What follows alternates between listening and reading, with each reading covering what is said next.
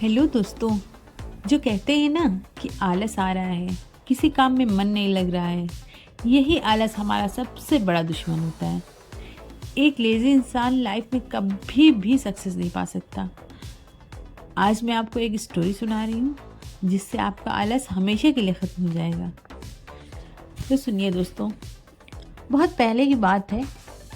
एक किसान के खेत में बहुत अच्छी फसल हुई थी, जिसमें एक चिड़िया ने अपना घोंसला बनाया और उसने अंडे भी दिए। कुछ टाइम के बाद उसमें से बच्चे भी निकल गए और अपनी माँ के साथ खुशी खुशी रहने लगे। चिड़िया रोज जंगल जाकर बच्चों के लिए खाना लाती।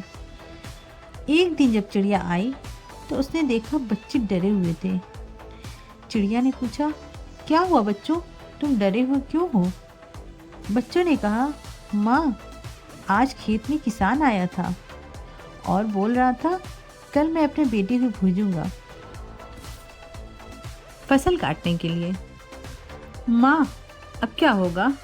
अभी तो हमने उड़ना भी नहीं सीखा, हम कहाँ जाएंगे माँ?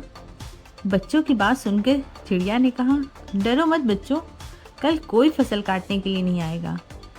और अगले दिन ऐसा ही हुआ, कोई नहीं आया। ऐसे ही कई दिन बीत गए, कोई नहीं आया। बच्चे खुशी खुशी रहने लगे। फिर एक दिन चिड़िया जंगल से आई तो उसने देखा बच्चे फिर से डरे हुए हैं। उसने बच्चों से पूछा, क्या हुआ बच्चों, क्यों डरे हुए हो?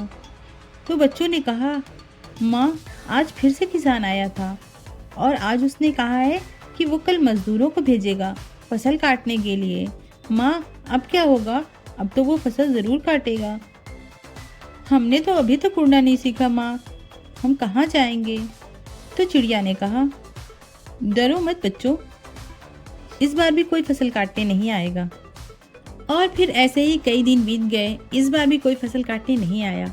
बच्चे खुशी खुशी रह रहे थे। उन्हें लगा कि किसान तो बस ऐसा ही कहता रहता है, माँ सही कहती है, अब तो कोई फसल काटने आएगा ही नहीं। इस बार जब चिड़िया जंगल से आई तो देखा बच्चे आपस में कुछ बातें कर रहे थे।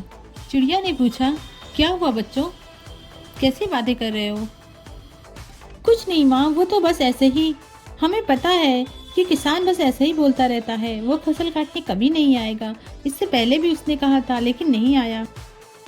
तुम लोग मुझे पूरी बात बताओ, क्या हुआ था? क्या आज फिर से किसान आया था? हाँ माँ, आज फिर किसान आया था और उसने कहा है कि कल मैं खुद आकर फसल काटूंगा। लेकिन हमें पता है माँ, वो नहीं आएगा। इससे पहले भी उसने कई बार ऐसा ही कहा है लेकिन वो नहीं आता है।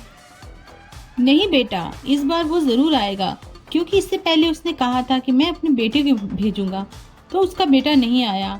उसके बाद वो किसान जो है मज़दूरों पर डिपेंड था। उसने कहा कि मैं मज़दूरों को भेजूंगा, इसलिए मज़दूर भी नहीं आए। लेकिन इस बार उसने खुद आने को कहा है, यानी वह अपना काम स्वयं करेगा तो वो ज़रूर आएगा। चलो हमें यहाँ से उड़ जाना चाहिए, अब तुम लोग भी बड़े हो गए हो, उड़ सकते हो, चलो मैं तुम्हें उड़ना सिखा दूँ। लेकिन माँ, तुम ऐसा क्यों कह रही हो? इससे पहले भी तो किसान ने ऐसा कहा है। हाँ बच्चों, इससे पहले किसान दूसरों पर डिपेंड था, लेकिन इस बार वो अपना काम स्वयं करेगा, इसलिए वो खुद से जल्दी करेगा। जो अपना काम स्वयं करते हैं वो जल्दी करते हैं, और जो दूसरों पर डिपेंड रहते हैं वो आलस में पड़े रहते हैं।